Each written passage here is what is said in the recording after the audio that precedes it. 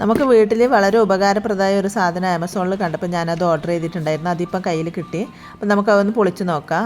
പിന്നെ കൈയോട് പൊളിക്കാൻ ശ്രമിച്ച് പറ്റുന്നില്ല. അപ്പം നമുക്ക് കത്രിക എടുത്തിട്ടൊന്ന് ഓപ്പൺ ചെയ്ത് നോക്കാം.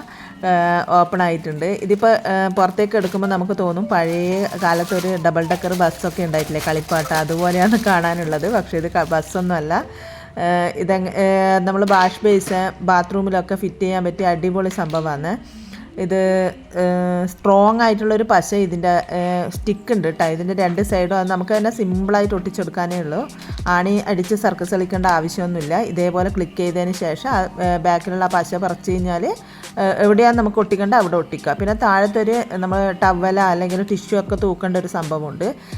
ഇതേപോലെയാണ് ഒട്ടിക്കേണ്ടത്. പക്ഷെ ഞാനിവിടെ ഒട്ടിക്കുന്നില്ല. ഞാൻ ഡൈനിങ് ഹാളിൽ തന്നെ നമ്മളെ പാത്രമൊക്കെ വെക്കുന്ന ഒരു ഷെൽഫുണ്ട്. അതിനാണ് ഒട്ടിച്ച് വെച്ചിട്ടുള്ളത്, ഗ്ലാസ്സിനാണ് ഒട്ടിച്ച് വെച്ചിട്ടുള്ളത്. അപ്പോൾ മുകളിൽ ടവലും താഴെ ടിഷ്യൂവും തൂക്കി വെച്ചിട്ടുണ്ട് ഇതേപോലെ.